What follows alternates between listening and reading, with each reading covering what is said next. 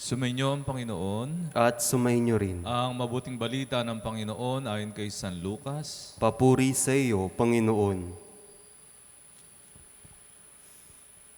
Noong panahong iyon, Anghel Gabriel ay sinugo ng Diyos sa Nazaret, Galilea, sa isang dalaga ng pangalay Maria. Siya'y nakatakdang ikasal kay Jose, isang lalaki buhat sa lipi ni Haring David. Paglapit ng anghel na kinaroroonan ng dalaga, binati niya ito, "Matuwa ka. Ikaw ay kalugod-lugod sa Diyos," wika niya. "Sumasa iyo ang Panginoon." Nagugulumihanan si Maria sa gayong pangungusap at inisip niyang mabuti kung ano ang kahulugan niyon. Kaya't sinabi sa kanya ng anghel, "Huwag kang matakot, Maria, sapagkat kinalulugdan ka ng Diyos. Makinig ka, ikaw ay maglilihi at mga anak ng isang lalaki at siya itatawagin mong Jesus. Magiging dakila siya at tatawaging anak ng kataas-taasan. Ibibigay sa kanya ng Panginoon Diyos ang trono ng kanyang amang si David. Maghahari siya sa angkan ni Jacob magpakailanman at ang kanyang paghahari ay walang hanggan." "Paano mangyayari ito? Gayong ako'y dalaga," tanong ni Maria. Sumagot ang anghel, "Bababa sa iyong Espiritu Santo at nililiman ka ng kapangyarihan ng kataas-taasan. Kaya't banal ang ipanganganak mo at tatawaging anak ng Diyos. Natatandaan mo ang iyong kamag-anak na si Elizabeth? Alam ng lahat na siya'y baog, ngunit naglihi siya sa kabila ng kanyang katandaan. At ngayon, ika-6 na buwan na ng kanyang pagdadalang tao, sapagkat walang hindi mapangyayari ang Diyos." Sumagot si Maria, "Ako'y alipin ng Panginoon, mangyari sa akin ang iyong sinabi." At nilisan siya ng anghel.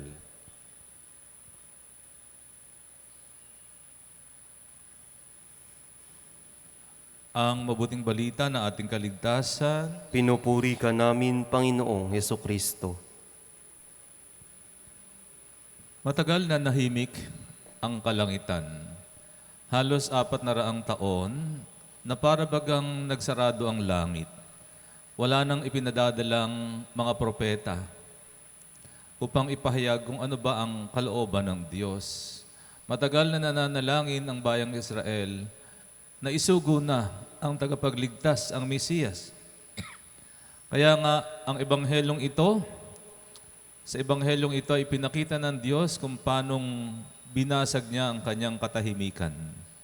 Isinugo niya ang kanyang anghel sa isang dalaga, ang pangalan ay Maria. Isang babaeng wala namang may pagmamalaki, no? Dahil isang ordinaryong babae. Walang kaalam-alam si Maria na matagal na pala siyang itinangi ng Diyos. Siya pala ang babaeng tinutukoy sa aklat ng Henesis na isang dalagang maglilihi at magsisilang ng isang lalaki at tatawaging Emmanuel. Siya pala ang babaeng iningatan na ng Panginoon mula pa sa simula ng panahon upang hindi mabahira ng pagkakasala, sapagkat siya ang magiging ina ng anak ng Diyos na magkakatawang tao. At sa ating ebanghelyo ay narinig natin kung paanong sa kabila ng hindi niya alam kung paanong mangyayari at anong mangyayari, nang marinig niya sa anghel na yun ang kalooban ng Diyos, ano ang kanyang tugon? "Ako'y alipin ng Panginoon, maganap nawa sa akin na iyong sinabi." Ang pangungusap na yon na nagpapakita ng napakalaking pananampalataya ni Maria sa Diyos. Ang pananampalataya, bagamat hindi mo alam kung ano mangyayari at paano mangyayari, ang buong alam mo, ito ang kalooban ng Diyos at yun ay sapat na. No? At nung una, bagamat may mga pangamba si Maria, paano mangyayari ito? Sabi ni Maria, paano mangyayari yan? Ako'y dalaga. No? Yun. At ang tugon ng anghel, "Huwag kang matakot, Maria. Huwag kang matakot, Maria." At dahil nga, nagtiwala si Maria, naganap ang dakilang plano ng Diyos. Pumasok sa kasaysayan ng tao ang anak ng Diyos. No? Pumasok sa kasaysayan ng tao ang anak ng Diyos. No? Napakaganda nun. Pumasok sa kasaysayan ng tao ang anak ng Diyos. Doon lamang ay naipakita na ng Diyos kung gaano kalaki ang kanyang pagmamahal sa sangkatauhan. Ang sangkatauhang makasalanan, ang sangkatauhang tumalikod sa Diyos, ang sangkatauhang lumayo, no? Lumayo sa Diyos.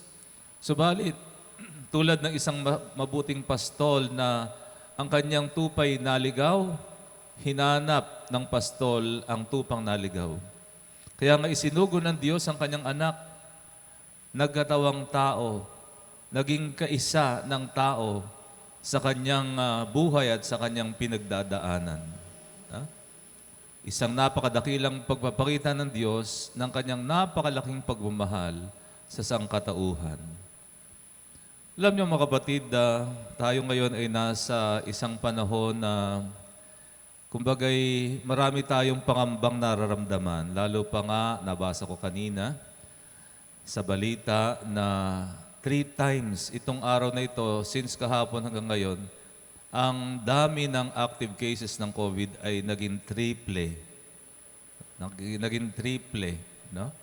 Yung active cases, nasa 90,000 ang active cases. Ibig sabihin ay yung active cases na COVID cases, no? Hindi pa kasama doon yung mga nasa home quarantine kasi hindi naman reported yung mga home quarantine. Yung 90,000 na yon ay yun yung reported. Kung itong iyong titingnan ay talagang nakapagdudulot ito ng pangamba sapagkat patindi ng patindi ang pagdami ng tinatamaan ng COVID.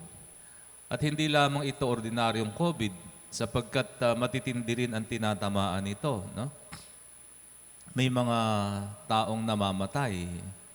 Kahapon lamang ay isa sa ating pari ang namatay, si Father Ike Imson.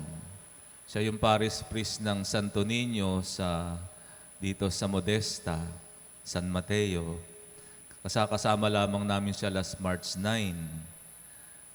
Isang malaking kagulatan para sa amin kahapon ang malaman namin na siya'y pumanaw. Ang alam namin siya'y quarantine lang kasi hindi pa lumalabas yung resulta ng kanilang COVID test. Okay? Quarantine. At ayon sa mga doktor, siya'y namatay dahil sa heart attack. So hindi namin alam kung itong heart attack ba na ito ay dahil sa semi-COVID. So hindi natin alam yon, no? So dahil sa kanyang pagpanaw ay nangangamba rin ang kanyang mga kasama sa buong parokya. Sa mga kapatid, ganon ang nararamdaman natin ngayon, ano? Yung pinaghaharian tayo ng pangamba. At napaka-timely ng Ebanghelyo sapagkat kung paanong sinabi ng anghel kay Maria, huwag kang matakot, no? Yun din ang mensahe ng Diyos sa ating lahat, huwag kang matakot. Basta ang mahalaga, tiyakin natin ay kasama natin ang Diyos, no? Kasama natin ang Diyos. Ang totoo, hindi naman tayo iniiwan ng Diyos. Tayo ang madalas na nag-iiwan sa Kanya. Sa tuwing tayo gumagawa ng kasalanan, sa tuwing tayo sumusunod sa kalooban ng Diyos, ito ay pagtalikod sa Diyos. No? Tayo, iniiwan natin ng Diyos, subalit ang Diyos, never tayong iniwan ng ating Panginoon. Never. Hindi tayo iniiwan ng ating Panginoon. At kung kasakasama ng Diyos, kung kasakasama natin ang Diyos, kung ang Diyos ay sumasa atin, sapagkat tunay naman na ibinigay sa atin ng Diyos ang Kanyang Espiritu, nung tayo binyagan at yan hindi niya nababawiin. Ang Espiritu ng Diyos ay sumasa atin palagi. Kahit na tayo nagkakasala, hindi tayo iniiwan ng Diyos. Tayo lamang ang nakakalimot. Tayo lamang ang tumatalikod sa Kanya. No? At kung atin lamang pangahawakan yung salitang sumasa atin ng Diyos, yun ay sapat na. Sapat na upang pawiin ang anumang takot. Sapagkat ang pananampalataya na sumasa atin ng Diyos, ang ang magpapawala o ang mag-aalis ng ating anuman takot at pangamba sa ating puso.